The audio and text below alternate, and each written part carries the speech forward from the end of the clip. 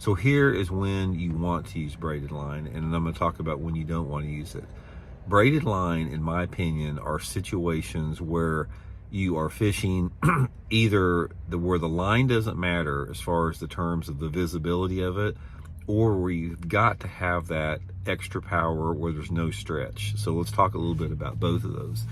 The times that you need extra power with no stretch are times like when you're fishing a frog over matted vegetation, or if you're flipping and pitching extremely heavy matted cover that's like very, very gnarly and hard to get the fish out of. So for example, flipping and pitching like matted vegetation, matted hyacinths, maybe some flooded bushes that are like so thick and gnarly and difficult and deep that if you throw a fluorocarbon line, the stretch is going to make you lose the fish. Those are some of the situations where you definitely want to use it under those conditions, which are not a lot of conditions, because anymore it's like there's not really that many places that people fish like a frog, unless you're fishing a body of water that has aquatic vegetation. That's a non-issue, and most lakes across the country do not have aquatic vegetation.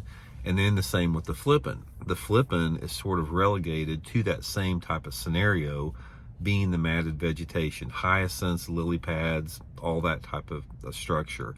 So you're talking about braided line being more of a factor in the southern tier states where you do have that vegetation there.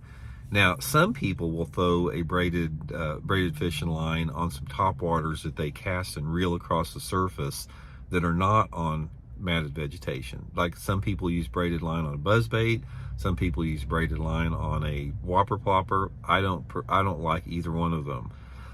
Personally, the only top waters that I fish a frog with fish a braided line with are a frog or like some type of a buzz toad, like a horny toad, something like that, when I'm fishing over some type of thick vegetation. That's about the only time that I'll use it. And the only time that I use it flipping are those situations that we talked about before.